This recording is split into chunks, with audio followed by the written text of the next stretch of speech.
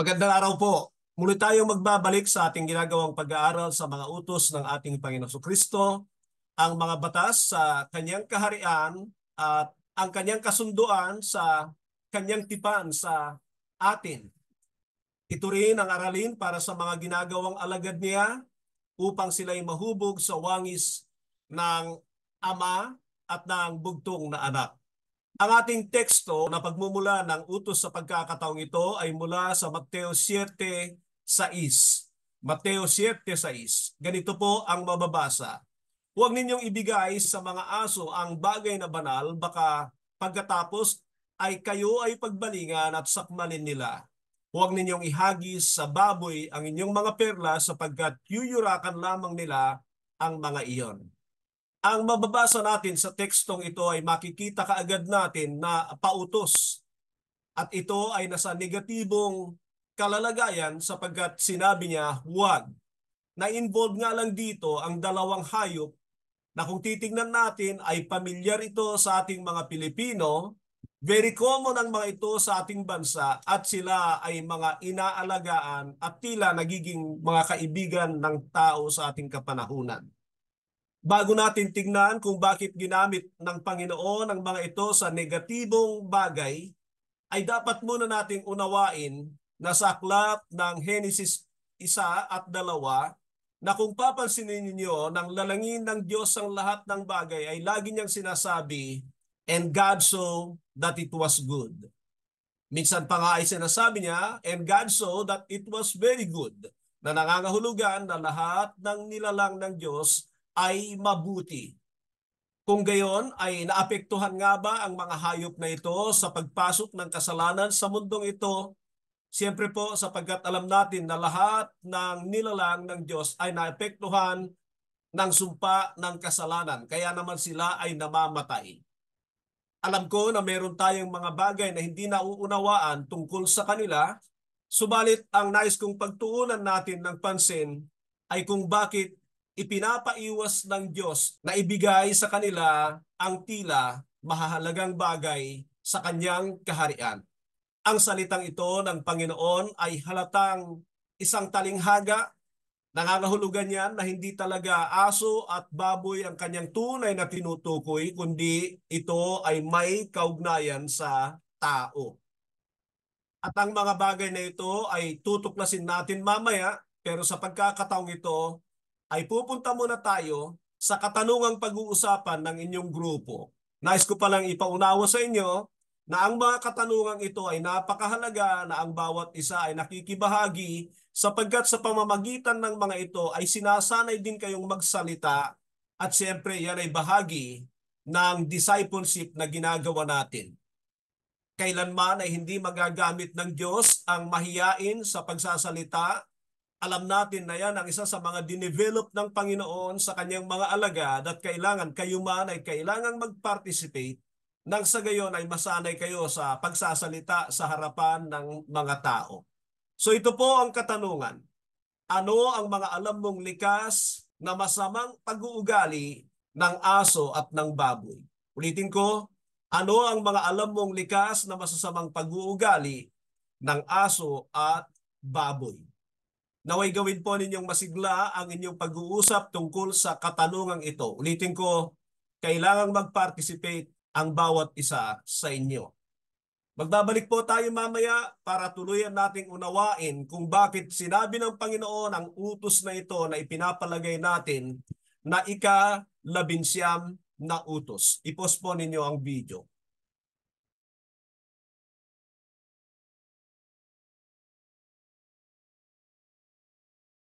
Magbabalik po tayo upang pag-usapan ang utos na ito na nasa talatang ating binasa. Pamagatan na lamang natin itong huwag ibigay sa mga aso ang bagay na banal. Huwag ibigay sa mga aso ang bagay na banal. Siyempre, pag-uusapan din natin dito ang tungkol sa mga baboy, kailangan nating maunawaan sapagkat ako'y naniniwala na mahalaga ang ipinag-uutos ng Panginoon sa talatang ito. Kaya't ang una nating katanungan upang maungkat natin kung ano ang ibig sabihin ng Panginoon sa mga ito ay kung ano ang mga bagay na banal at perlas. At dahil alam na natin na ito ay talinghaga, ay siyempre ang mga bagay na ito ay mga bagay na mahalaga na galing sa Diyos. Yan ang ating number one. Mga bagay na galing sa Diyos. Ang Diyos ay banal. Paulit-ulit yan na sinasabi ng Biblia. At kung titignan nga natin sa banal na kasulatan, ito lamang ang tanging kalalagayan ng Diyos na 3 beses inuulit-ulit kapag sinasabi ng mga anghel. Sa Isaiah 6:3 at sa Pahayag 4:8 ay matatagpuan natin diyan ang mga pagkakataon na ipinapakita ng Diyos sa mga tao ang kalalagayan ng kanyang trono. At doon ay mapapansin natin ang isang katotohanan na may isinisigaw ang mga seraphim na nagbabantay sa trono ng Diyos. Ang salitang ito ay Holy, Holy, Holy is the Lord God Almighty. Yan lamang ang tanging description ng Panginoon, ang kanyang attribute na binabanggit ng 3 beses sa banal na kasulatan ng paulit-ulit. Nangangahulugan po yan ng sobrang kabanalan ng Diyos. At nais kong ipagpauna sa inyo na ang sinabi ng Hebreo 12:14, ang sino mang hindi nagpapakabanal, kailanman ay hindi niya makikita ng mukhaan ang Diyos. Ang Diyos ay banal. Ang kanyang bugtong na anak ay banal. Ang banal na espiritu ay banal. Ang salita niya ay mga banal. At alam ba ninyo na maging lahat ng bagay na pinipili ng Diyos na kasangkapanin niya ay banal. At siyempre kasama diyan ang mga tao na pinagkalooban niya ng tunay na kapanganakang muli. Ipinapakita ko po yan sa inyo upang makita natin na itong mga ipinagbabawal ng Diyos na ibibigay sa mga aso at baboy ay mga bagay na galing sa Kanya, mga bagay na mahalaga. At yan ang ating number 2. Ang mga bagay na banal ay kasangkapan o bagay na hinahandog o itinatalaga sa Panginoon o anumang bagay na ginagamit sa mga bagay ukol sa Diyos at sa Kanyang gawain. Naniniwala ako na yan ang mga bagay na tinutukoy ng Panginoon na banal na dapat ay huwag ibigay sa mga hayop na ito. Nais ko palang sabihin sa inyo na sa katotohanang pinagsama ang dalawang ito at negatibo yung sinasabi ng Panginoon ay nangangahulugan na tinutukoy niya yung negatibong kalalagayan ng mga hayop na ito. Mayroon silang mga gawa na hindi karapat-dapat, itinuturing na marumi, at alam naman natin na sa lumang tipan ang dalawang hayop na ito ay hindi po ipinapakain ng Diyos sa kanyang mga pinili na nangangahulugan na sila ay mga itinuturing na marurumi. At ang pangatlo, ang perlas ay maaring literal na perlas o bagay na kasangkapan na mahalaga. Sinabi ng Panginoon na huwag ibigay sa baboy ang perlas. Tatanggihan nila ang mga ito, hindi nila pakikinabangan ang mga ito, hindi bumabagay sa kanilang kalalagayan. Sa ating kapanahunan ay ginagamit ang mga perlas, tanda ng pagiging maharlika. Sila ay mga mahahalagang bato, mga nahubog sa matagal na panahon katulad ng mga ginto, diamante at kung ano-ano pa. Pero ang mahalaga diyan ay huwag daw ibigay sa baboy ang perlas. Ang pangalawang bagay na pag-uusapan natin ay ang masasamang pag-uugali ng aso na maaring ugaliin ng tao. Ang masasamang pag-uugali ng aso na maaring ugaliin ng tao.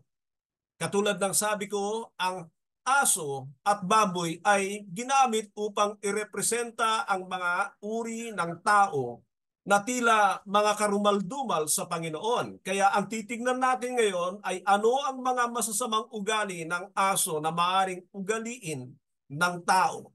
Number 1, nagagalit at tinatanggihan ang mga katotohanan. Sinabi nga ng Panginoon sa utos na ito na huwag ninyong ibigay sa aso ang bagay na banal, baka pagkatapos ay kayo pa ang balingan at sakmalin nila. Alam po ninyo, ang katotohanan yan ay napaka-practical sa mundong ito.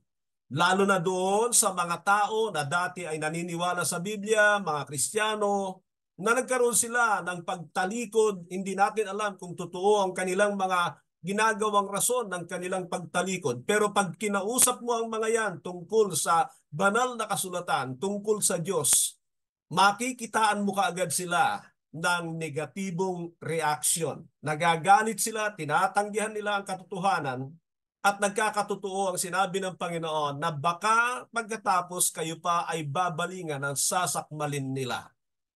Baka kayo po ay nakaranas ng ganyan, ng panlalamig sa Diyos, tumalikod kayo sa pananampalataya, o baka ngayon, nakaranas po ako nito, na pagkatapos ng halos 2 taon ko na pagiging Kristiyano, tumalikod po ako sa pananampalataya at bumalik sa dati kong buhay at naging higit pa na masama ang aking naging pamumuhay.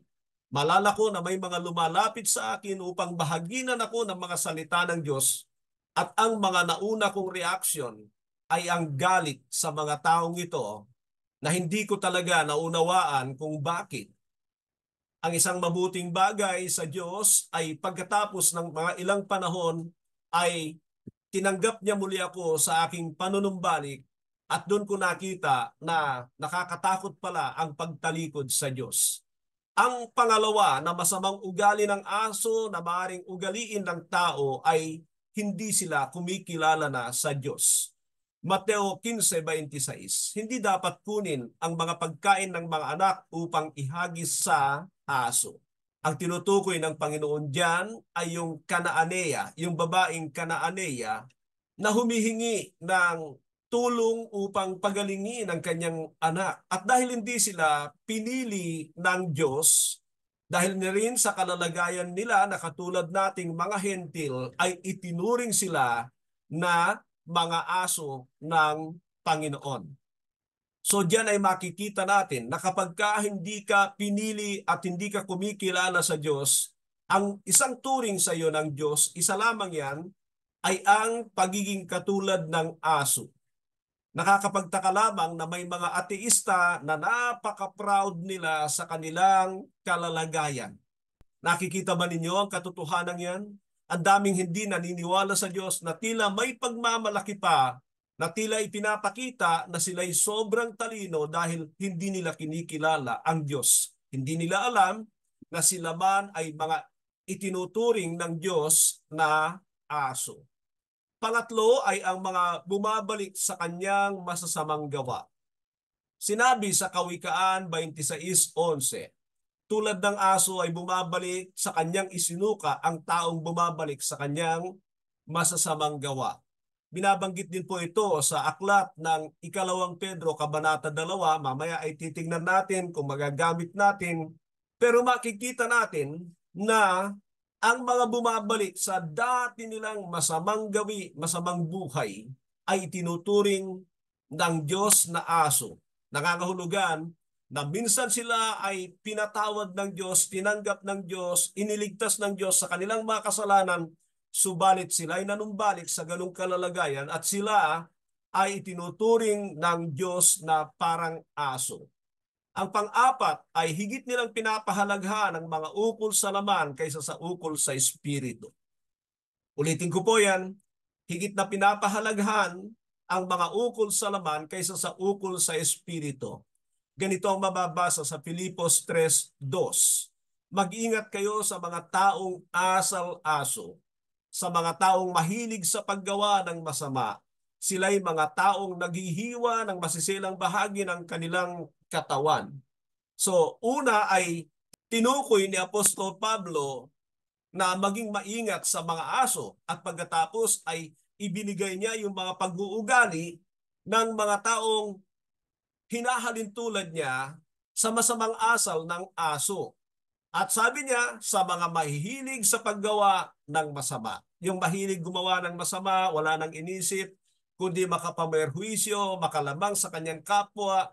Ang tawag ng Biblia sa kanila ay mga katulad ng aso. Sila'y mga naghihiwa ng maselang bahagi ng kanilang katawan. So noong mga panahon pa lang ni Apostol Pablo ay meron ng mga katulad ng barbaric action na ito. Nagsusugat sila sa kanilang katawan, tila bagay pinapakita nila na sila'y matatapang, kaya nilang sugatan ang kanilang mga sarili.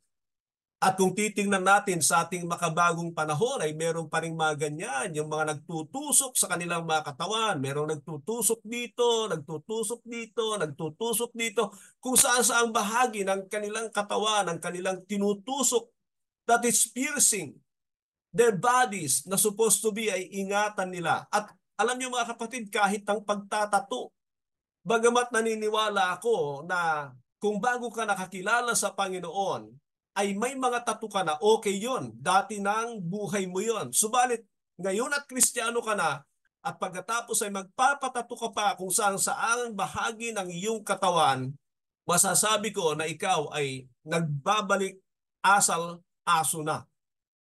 Ginagawa ito ng karamihan sapagkat tila baga sila ay matapang, sila ay nakakahigit sa iba. Yan ay pride.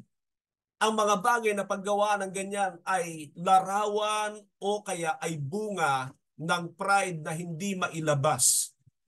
Nakakita na ako ng mga babaeng ganyan. Kung titingnan mo ang mga mukha, tila maaamo, subalit sila ay nagpapatato, yun ay pride. Tahimik na pride.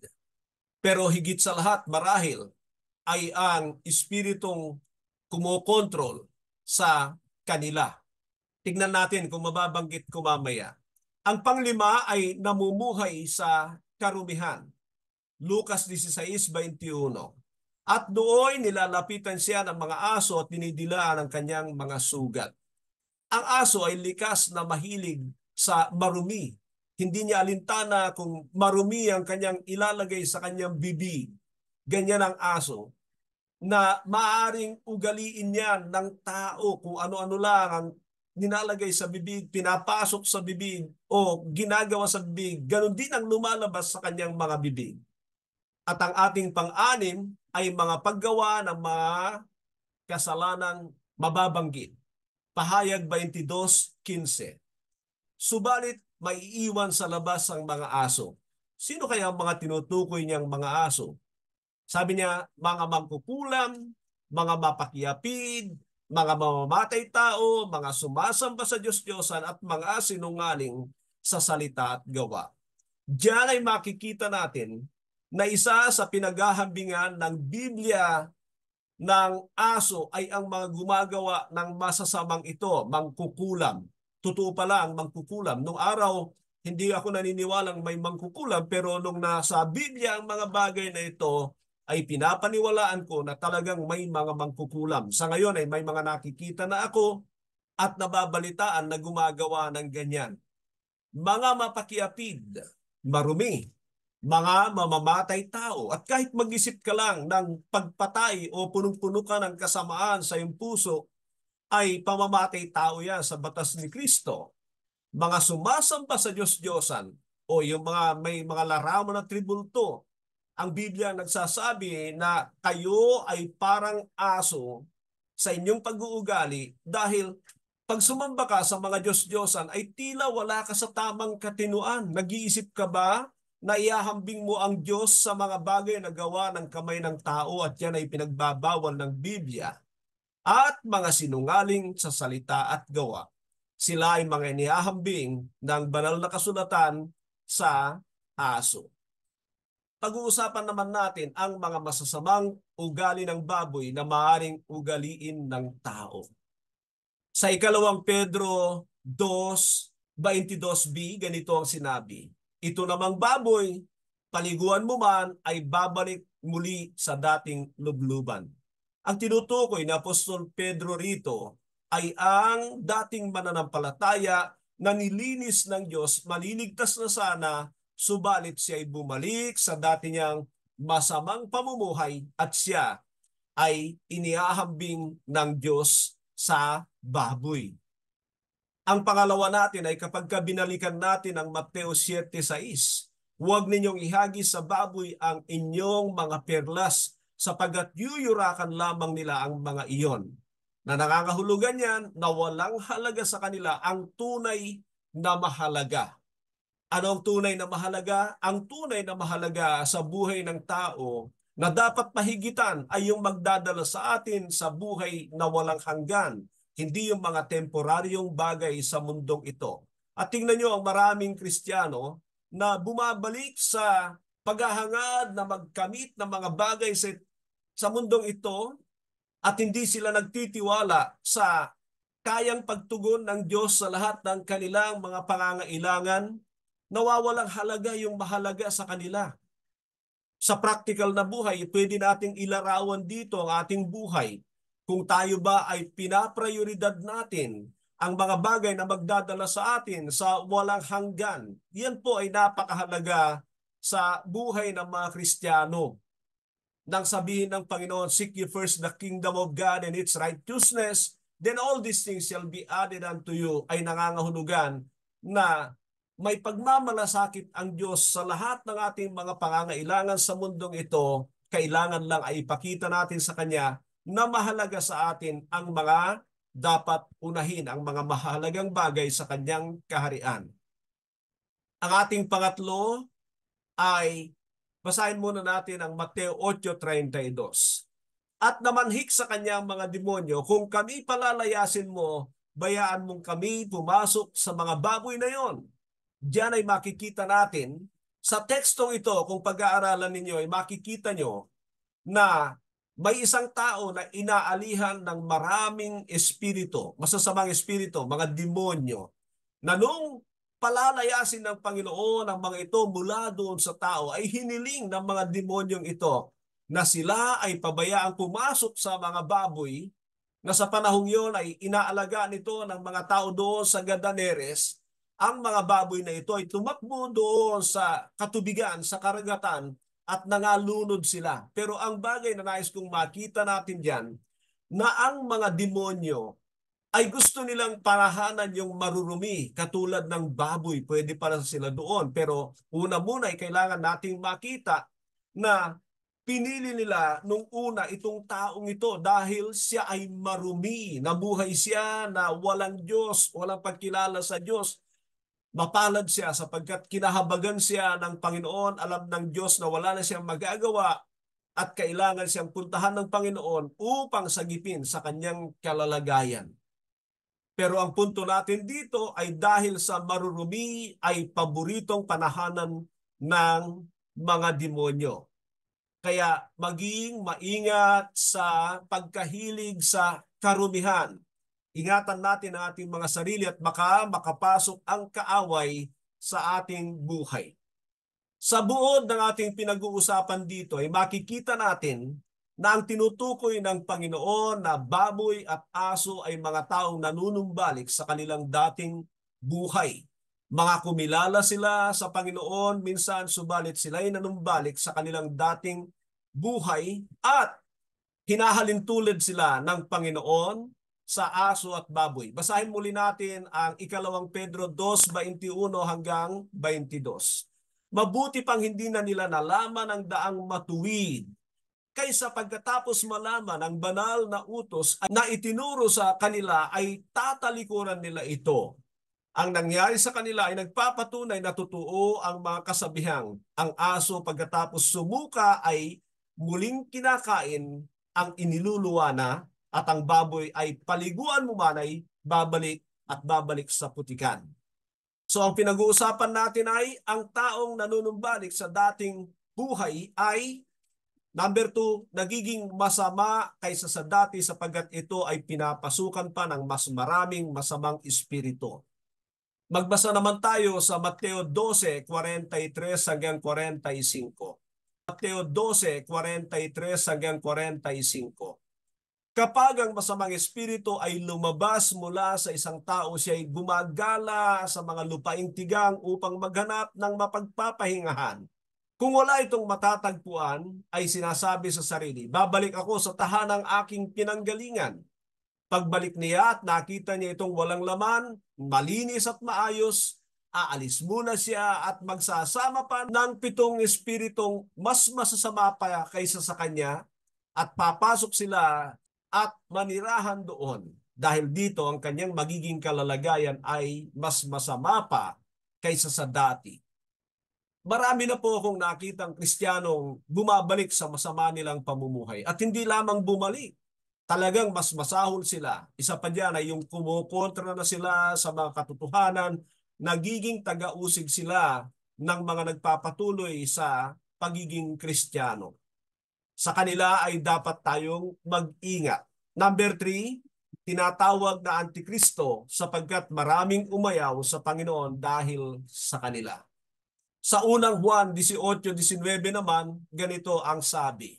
Mga anak, ito na ang huling panahon, tulad ng inyong narinig, darating ang kaaway ni Kristo. Ngayon nga'y marami nang lumilitaw na mga kaaway ni Kristo, kaya't alam nating malapit na ang wakas. Kahit na sila yung mga dati nating kasamahan, ang mga taong yun ay hindi natin tunay na kasama sapagkat sila ay tunay na atin, nanatili sana silang kasama natin. Ngunit umalis sila upang maging maliwanag na silang lahat ay hindi tunay na kasama natin. So isa pa sa itinatawag ng Diyos sa mga bumabalik sa lumang buhay, sa mga dating buhay, hindi lamang baboy, aso, ang isa pa ay Antikristo. At makikita natin dyan na sila ay mga kalaban ng Panginoon. Katulad ng sabi ko kanina, na nagiging masahol sila, tinatanggihan na nila ang katotohanan, nagiging persecutor sila ng mga Kristiyano, ganyan ang mga tumatalikod sa Panginoon. Ang pang-apat ay ibinibilad sa kahihiyan ang Panginoon. Ipinapako muli sa krus. Hebreo 6:6. Kapag sila'y tumalikod pagkatapos malasap ang lahat ng mga ito, hindi na sila maaring panumbalikin upang magsisi sapagkat muli nilang ipinapako sa krus at inilalantad sa kahihiyan ng anak ng Diyos. Ang mga bumabalik sa mga dati nilang buhay ay tila ipinapako nilang muli sa krus ang Panginoon Kristo sa kahihiyan. At diyan ay makikita natin na binibigyan nila ng kahihiyan ang Panginoon. At ako'y naniniwala kung sila ay naging dahilan upang maraming mga tao ang hindi na kumilala sa Panginoong Kristo, darating ang panahon na matindi ang kanilang pananagutan dahil sila'y naging katisuran sa mundong ito. Ang panglima ay mabigat ang magiging parusa para sa kanila.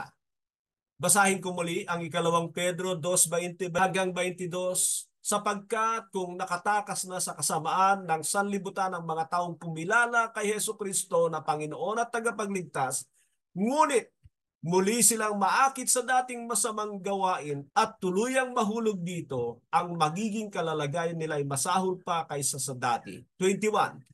Mabuti pang hindi na sila nalaman ang daang matuwid kaysa pagkatapos malaman ang banal na utos at ituro sa kanila ay talikuran nila ito.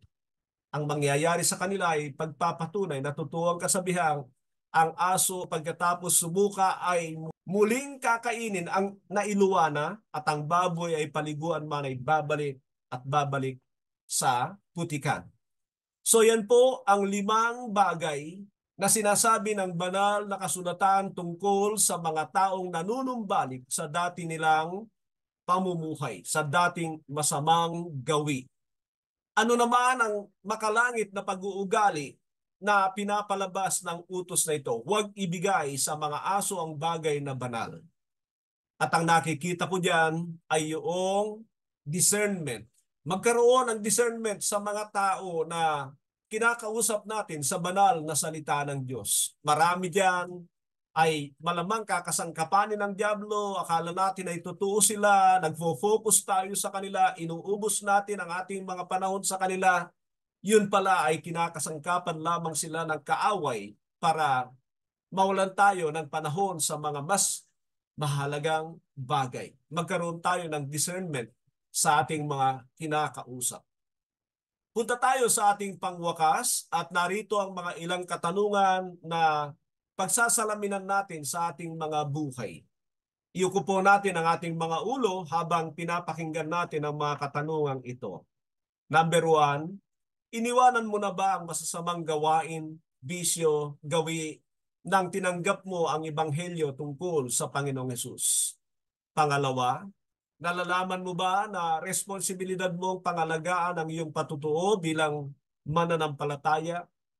Number 3, masasabi mo ba na hindi ka pabaya sa iyong mga banal na kinaugalian upang lalong lumakas laban sa tukso ng pagtalikod, panlalamig at paglayo sa Diyos? Ang pang-apat, nararamdaman mo ba na may puwersa laban sa iyong pagnanais na sumunod sa Diyos at kailangan mo ng mga Kristiyanong kaibigan upang paglabanan ito? Dito po tayo nagtatapos sa ating ikalabinsyam na utos, huwag ibigay sa aso ang bagay na banal at ang perlas sa mga baboy. Nawa tayo na lang yung inuutusan ng Panginoon, huwag tayo yung maging baboy, aso na mga dating naging katulad natin, subalit sila ay tumalikod sa pananampalataya. Nais kong sabihin sa atin na ginawa na at ipinagkaloob na ng Diyos ang lahat ng kailangan natin para sa tamang pamumuhay sa Kanyang kaharian, pero patuloy pa rin tayong umasa sa Kanyang biyaya para sa ating ganap na ikaliligtas. Sumagana sa atin ang biyaya ng ating dakilang Ama. Magandang araw po sa bawat isa.